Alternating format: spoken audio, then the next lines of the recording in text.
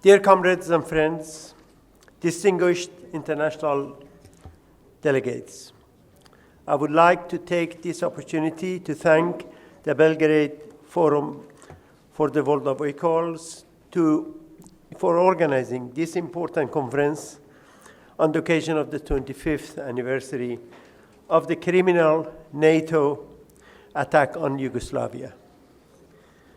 I would also like to thank the Belgrade Forum and World Peace Council for their invitation to the ADPSD, the Association for Defense of Peace, Solidarity and Democracy in Iran, to this conference.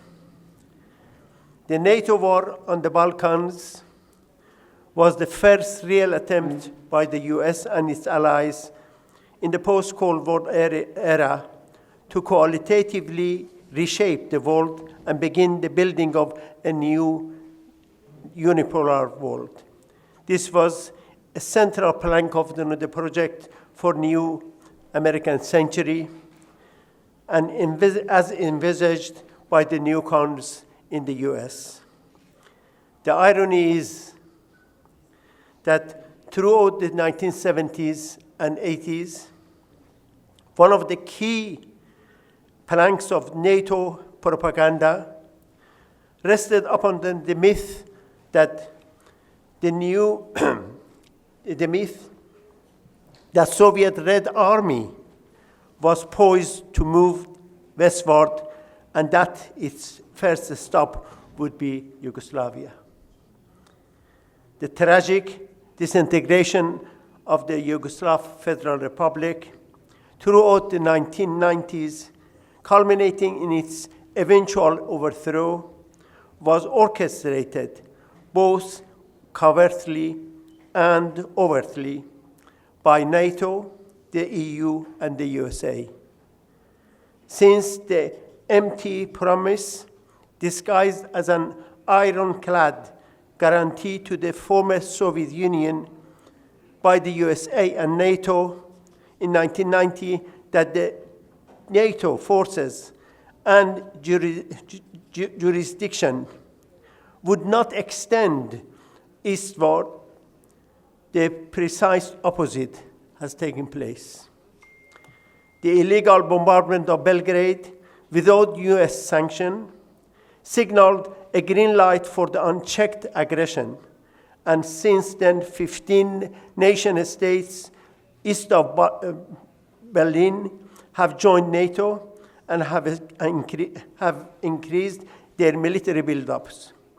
Against the backdrop of further disastrous military intervention extending as far as Afghanistan, Iraq, and Syria, along with the continual threat toward Iran and the stabilization of Libya, Somalia, and the most recently Yemen.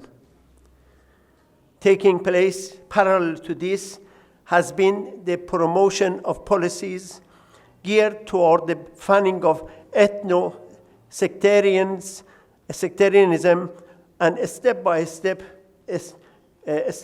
disintegration first deployed in Yugoslavia. Dear comrades, the invasion and subsequent carve-up brought an end to a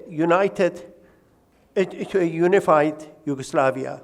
NATO and the EU then facilitated the establishment of several disparate ethnic statelets allied to the US and US imperialism. The destruction of a unified state and its infrastructures ensured plenty of scope for transnational capital profit, and over the 25 years since then, NATO continued its dangerous expansionism apace in the Middle East and South America. The fact is that the wars in Persian Gulf region, Yugoslavia, Afghanistan, Iran, Iraq, Syria, Libya, to name but a few, since the 1990s have demonstrated remarkably similar features. Underlying imperialism tactics in using war and fake insurrectionary movements to attack and erode the national sovereignty of independent countries.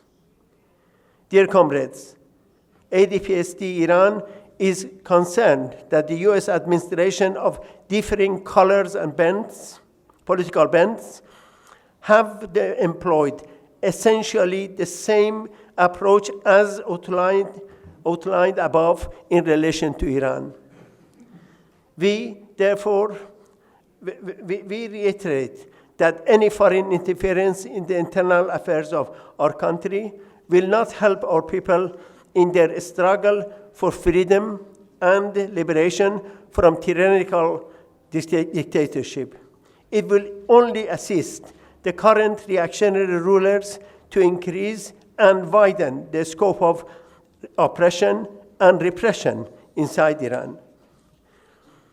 ADPSD calls upon the peace-loving forces, institutions, and activists in Iran and internationally to actively oppose the US government's irresponsible and adventurous policies that undoubtedly increase the possibility of a new war in the Middle East. The strategic outcome is global destabilization and the growing danger of another world war, and with it, the catastrophic use of nuclear weapons. In a stark contrast to the development aforementioned trends, the movement for non-aligned is based on the respect for sovereignty, equality, and territorial integrity, rejection of unconstitutional regime change, rejection of unilateral economic and military measures and sanctions, the right of nations to self-determination without outside interference. Today, these principles are more imperative and valid in the world politics than ever, and provide the principled basis against the threat of NATO and US, which now train their sights on Russia and China. The danger of world war is clear, but it's not inevitable. In Europe, divisions are growing over NATO's proxy war against Russia in Ukraine, as more resources are diverted to war at the expense of ordinary people's living standards and community well-being. Moreover, the international mass movements of protest against the Israeli genocide in Gaza and support for Palestinian freedom continues to grow around the world. From the global south to the Middle East and Europe, the forces for peace are gathering pace and growing numbers. Over the past 3 decades, in a desperate attempt to maintain their hegemony, the US so-called war on terror, in reality a war of terror, has taken the lives of millions and created 38 million refugees. The US and NATO cannot be allowed to unleash yet more death and destruction. This is the key challenge of all peace-loving forces, as well as to build the movement for non-alignment and the unity of the peoples of all lands. The 21st century should be turned into a century of promoting international peace and friendship between peoples. A rejection of aggression, demagogy, and intransigence at both national and international level is gathering momentum. The use of destabilization, aggression, and war, both real and psychological, is being vehemently rejected by so many people around the world. Therefore, on this most poignant anniversary, in Yugoslavia, in Serbia, let us renew our pledge to march together under the banner of no to NATO, yes to peace. Thank you very much.